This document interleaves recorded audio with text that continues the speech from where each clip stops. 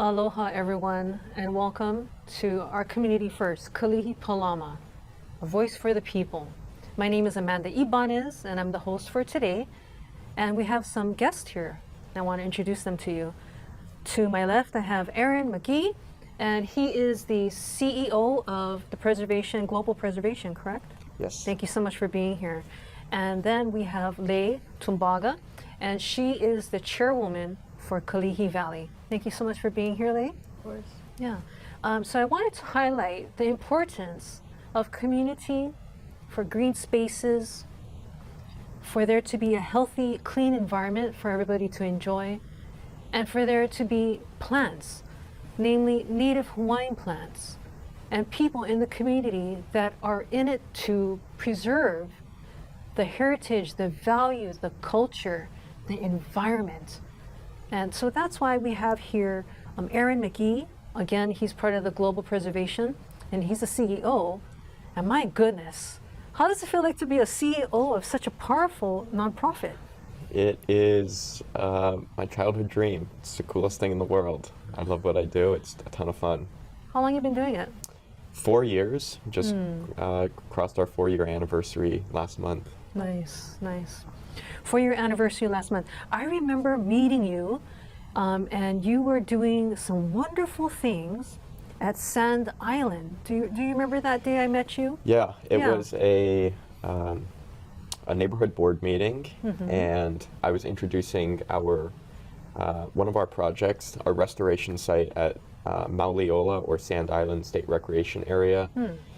It's one of the largest state parks in the state, or definitely on the island of Oahu, and we've been leading the restoration for the past 3 years in partnership with the Department of Land and Natural Resources. Nice. So removing litter, clearing invasive plants, and then replacing those with native plants, native vegetation. I mean, we can piecemeal all that apart because you had a great presentation and I remember it. But what I remember is the history of Sand Island. Can you share a little bit about that? Yeah, it's a very unique space. I think for myself and for most people, Sand Island has the reputation of being this almost really isolated space on the island, or where you go when your car gets towed. It's just the industrial sector of Oahu. And for myself, I did not even realize that there was a state park there, or a beach, or a coastline. Is it a state park? It is a state park. Wow. But it wasn't always that way. It's a man-made island. It used to just be a coral formation out in Kehi Lagoon. And then when Honolulu Harbor was dredged and they built the canal so the boats could go into port, all that backfill, all that sand was piled up, and that's why it's called Sand Island. Interesting. So it's not a real island. That's natural. That's a formation. Yeah, it was it is created. a huge formation of sand. Interesting. And then it was also used in World War II as an internment camp, for a Japanese internment camp. Wow. It was also an industrial dumping site, and then some Hawaiian families occupied it in the 70s and 80s and made an effort to clean up the space so that they could have their like a coastal fishing community out there. And then they were removed from the island. I think that was during the, if I'm not mistaken with that, the Ariyoshi, Governor Ariyoshi's time. I think that occurred. But anyway, sorry for interrupting. No, would be fascinating. Would be much before I was alive, so I had no idea. Sorry. But From age. Oh no. It has a very layered history, and today it's this huge green space in an area where there's not a lot of coastline access or parks. So it's really significant. There's a lot of culture and history there, but it's very unknown because it has gone through so many different. Sounds like so much transition there. Yes, yes. Like, and I kind of want to go back to the Japanese internment. Is that what you said? Yeah. Internment camps. When can you highlight any kind of more information you had about that? So that was in World War II in the 1940s. It was Sand Island also has the nickname of Quarantine Island, so that when people came on boats and they were quarantined before entering Oahu, they were put on that island. But since it's so remote. And you can only access it by that one bridge. That's right. I guess that's why they chose it as a place to hold Japanese Americans. How interesting. Yeah. Wow, so much history in there. Yes. And then sometimes, let's just talk about real stuff right now. The value of Sand Island. I sometimes have trained people how to drive over there. A lot of open parking lots. A lot of open parking lots. And then there's these metal structures that it looks like somebody could easily just be on the top of it and like use binoculars. What is that about?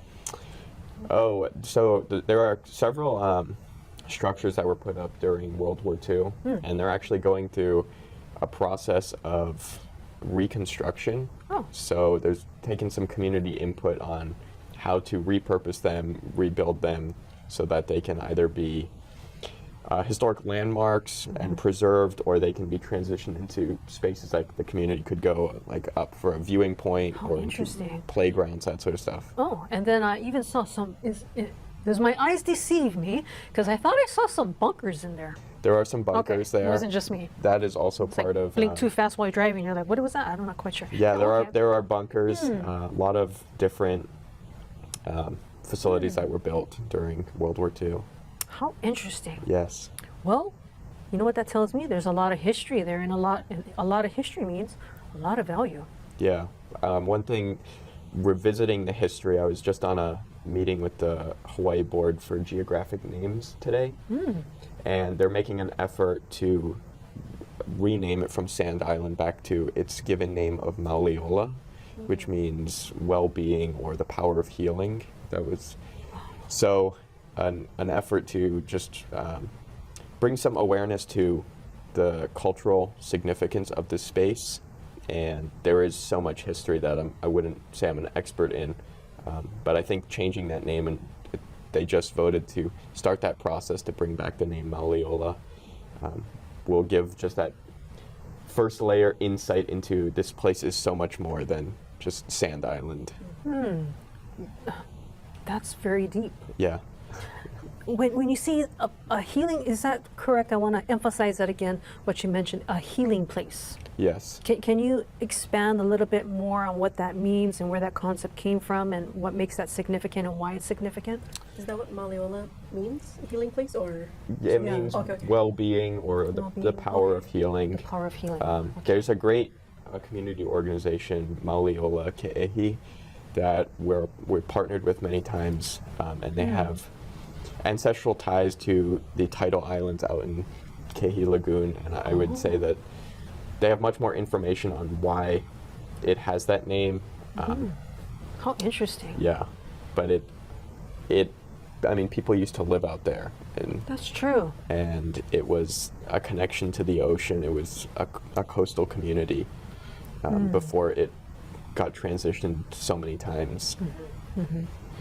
Now, I also want to highlight, since we've finished, or if you are, the historical value of that, and touching base on the present value in the conversations, that we just don't want to call it Sand Island anymore, but a place of healing. Yes. A place of healing. Now, your work at the place of healing has had some significant value as well. I want to highlight the area that I remember you in. I met you at the place of healing. I think at the very ending part where the baseball park is, Yes. there's a baseball field.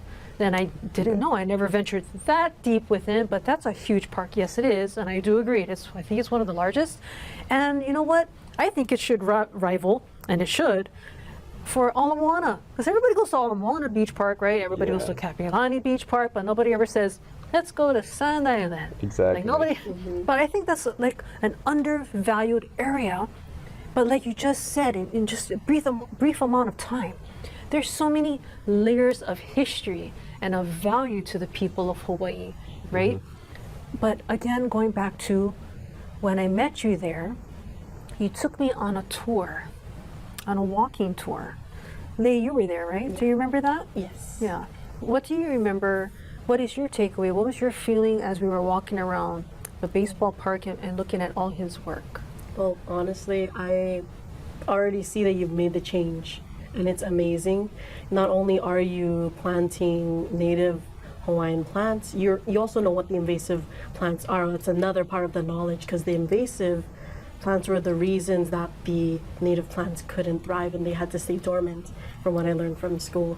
So I'm glad you also know that as well. Having both in hand is very powerful, and what you're doing is already so great. And I just hope you're there like forever, or even just to spread out to other beaches. I believe you have another beach, right? That you're Yes. also doing this work at. Yeah. We've been working at Mauliola for 3 years, and then it's been very successful. We brought in over 1,000 volunteers through that park. Wow. And so we decided to build off of that concept of consistent community stewardship, and expanded to, from Mauliola is super isolated. Many people don't go there, so the volunteers we were bringing it was their first time there. How are you finding these volunteers?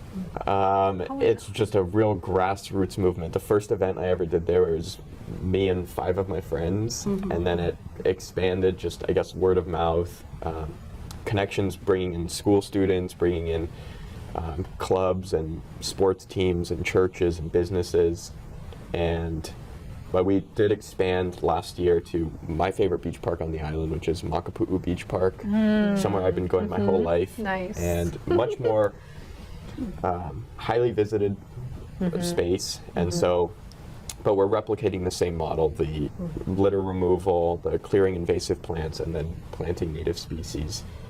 And the consistent community work days is so valuable to get people to take care of a space that they use, because we have a sort of a duty and a responsibility, or kuleana, to, when we use a space, we also have to go out of our way to give back to it. Like if we just go to the beach and use it and then dig out and leave, it can't sustain us forever. It can't sustain You can't just take. Exactly. You gotta give. So that's what we're looking to inspire people to do, is create that connection, and that they know, I use this beach, so I should also do something to take care of it. And we want Right to on. host the event so they have the opportunity to do that.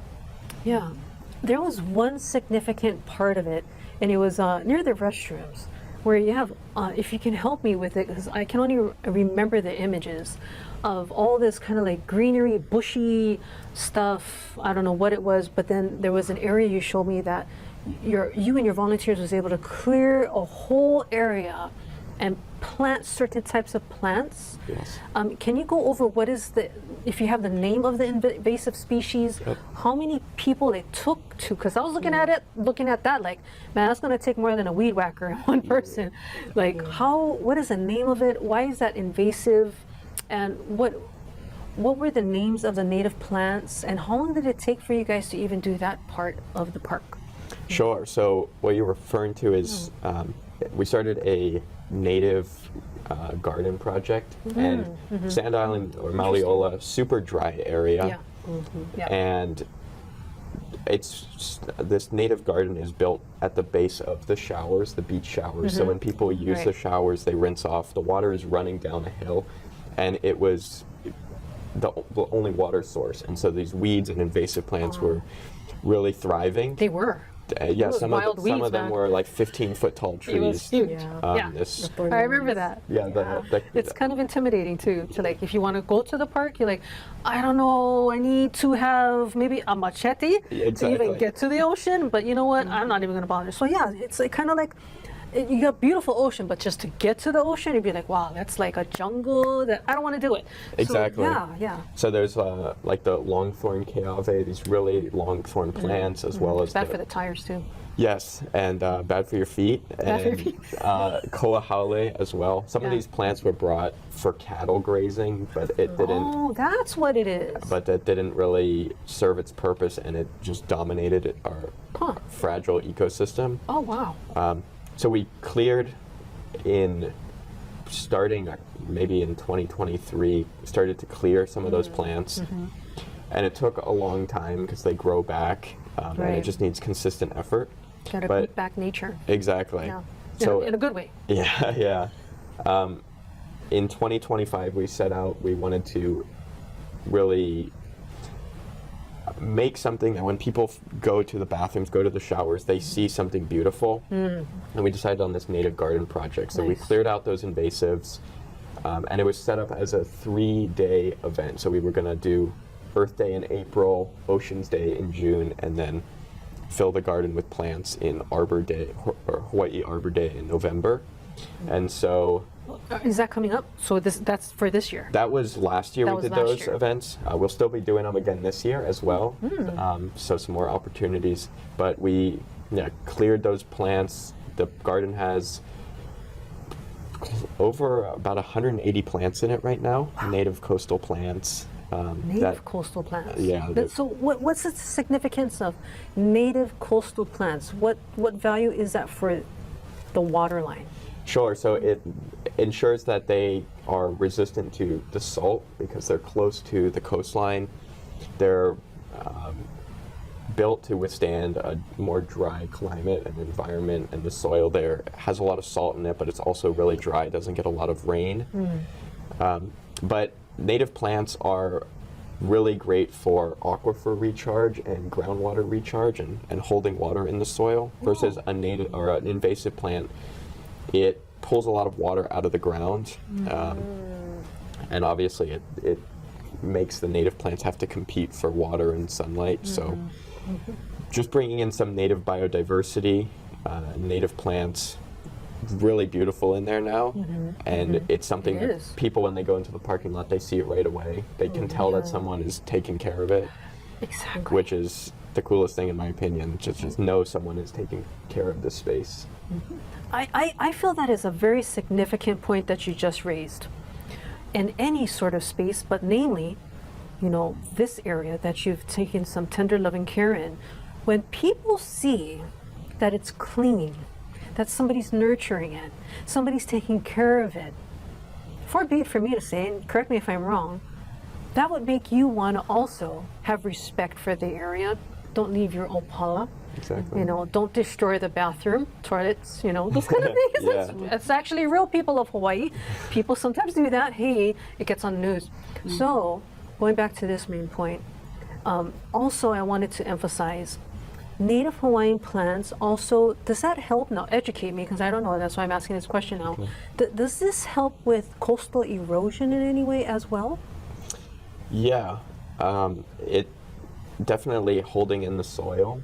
That's the whole benefit of plants, is to be able to hold in the land. Sand Island or Maliola has a really interesting coastline where there's a lot of petrified trash along the coastline. It used to be a dumping ground, and the trash, interesting. you can walk out there and it looks like slabs of cement or tar, but That's what that is? I it's was trash. wondering what that yeah, was. it's very interesting. So I wouldn't say a coastal erosion is the main concern at the park. I would say after all, it is human-made, but I would say that just a general neglect. A lot of the park people don't want to go into because it doesn't look like you can walk through it. It's overgrown with invasive plants. There's those thorny keawe's, and it just doesn't look like a friendly space. But it's going back to what you said earlier, it's one of my favorite things in the world when people that are walking through the park, walking their dog or fishing, they come up to me and they say, I can tell you guys that this place looks cleaner. Like, whatever you guys are doing, it's working. Some people haven't been there in decades and they come to an event, and just because they know that we're doing something, they're like, this is totally different. It makes my day, because I wasn't there 10 years ago. But to bring some new breath and life into that space is the coolest thing. It is. And I also wanted to highlight when I saw the amount of families, and I've been there through the decades, and everybody has, but especially for me, I'm born and raised in Kalihi myself, born and raised, live. I'm the youngest out of my generation. The elders, they've passed on, most of them, long time ago. And doing the work that you're doing is significant in value because it's also teaching the next generation. The people that are willing to stay, that can stay, right? To take care and take the time to take care. That is significant in itself because we get so in our own moment of paying my bills, getting to my second job or first job. Most people got second jobs, yeah. Sure. And having the time, chalking out the time for family time, and then you get to choose which park, what activity, where do you go, what will you do when you get to that park. You're helping people make a choice and make a decision that they don't have to go all the way to Kuolina. Mm-hmm. If you're from urban core Honolulu, you can go to this place of healing. Yeah. Yeah. It's really crucial. It's gotten a big transformation, not just from the environmental side, but also our partners, the Hawai'i Softball Foundation, who for maybe 14, 15 years, they've been working in that park and building these softball fields. And like you said, the day that both of you went through on that tour with me, it was completely packed, maybe 400 cars in the space, which is a new concept for that park, to have sports teams. They chose to be there. Yeah, and they have softball teams from around the country flying in for this space. Wow. A lot of the schools they don't have a designated sports field, and so they're using Maliola for that. So it's really amazing that in many different aspects and for many different reasons, people are coming to the park, whether it's for stewardship or for watching a game or fishing or whatever. It's just getting... Are there canoe clubs there too? There are. Yes, there are. Do you know some of them? Because I saw some canoes there, and I was like, wow, that's a new thing. People are choosing to be there. So yeah, what are the canoe clubs? There are a couple of canoe clubs. I don't know them by name. However, we are setting up an event for Ocean's Day in June in partnership with them. So I believe Ocean's Day? it's June 6th. Yes. June 6th, Ocean's Day. We're going to be doing a big community event down at the park where the canoe clubs are by the boat ramp. By the boat ramp. Yeah. Okay. And what's the date again? That's June 6th, 2026. June 6th. Do you know what day of the week that is? Saturday. It's a Saturday. Do you know the time? I believe it's 9:30, 9 a.m. It's a big event. There's a lot of details to figure out, but it's something that we can definitely share, or that people can find our website or something and sign up for that. Fantastic. Yeah. And the name of your organization is what again? Global Preservation Initiative. So you can find us on any social media or website, sign up for events, get in contact with us. To host, we can host groups. We also go into schools and speak with students. Do you really? Yes. Can you share with us some of the schools that you've been to? In this district, one of our long-standing partnerships is with Kalakaua Middle School. Nice. And going in, creating a connection with the ocean for students, explaining why it's so important. It is kind of the defining feature of our planet. It covers most of the surface of the entire planet and keeps us alive. And so giving that understanding to students, addressing some of the threats and giving an understanding like plastic pollution and overfishing, and then understanding we need to go out of our way to take care of nature and to create a connection with it. So then we also pair those classroom sessions with bringing the students to Maliola for field trips. Do you really? Yeah. Oh, fun. Super enjoyable for these kids to just take a 15-minute bus ride down to this beach park. It has so much significant value. I mean, so you said Kalakaua, that's a middle school. Yes. So what is the youngest classroom that you've had the tour to kind of walk them through? What was the youngest? In elementary. Oh, the youngest I've worked with are 2-year-old students. Oh, cute. Yeah. So pre-kindergarten, I guess that's what it would be. Yeah. But the joy is getting them outside, and they can play in the sand, and they can several beaches across the island like pick up pieces of plastic out of the sand. And, oh, you make that an activity too? yeah, just getting people outside is what really lights me up. I'd love to take kids out of the classroom and put them outside where they can run around, have fun.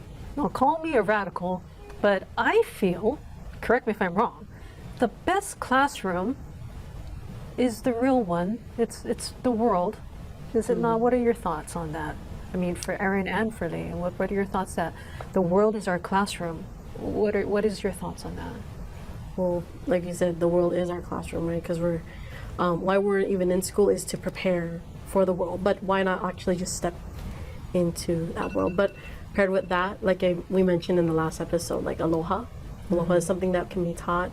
And what Aaron was describing is what I feel like is aloha for him. That passion, fire that he feels to be able to see people outside and make a difference for our world.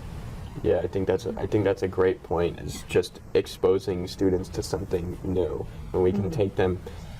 We got to find our passion at some point in life, right? And when I take students outside and I see them run around, their passion might not be conservation, but they're smiling, they're having a blast. You know, they do enjoy picking up trash way more than I could ever convince them to do it. Like, they really turn it into an activity. They love to weed plants. And I think just doing something that gets them to have a new experience, be able to talk with their friends, socialize, learn something, give back to a space, really unique experience, and something I'd love to do. And can you share one more time for the people that are watching at home? Yes. What is your contact? How do they become a part of this? How do they volunteer time? Maybe it's a school. Who do they reach out to? Sure. Our website, you can look up Global Preservation Initiative on any social media that's out there on our website, and you can get in contact, volunteer, join our events. If you want to support, we accept donations. If you're a school or a teacher that wants classroom presentations, or a sports club or a business, you want to take your employees for a volunteer day, we do so much, and we tailor it to what the group's needs are. Fantastic. Thank you so much, Aaron. What you do is so meaningful to the people, the culture, and the environment for Hawaii. Final thoughts. If I could even sum that up, because it was so significant, and so was Kahu Heather.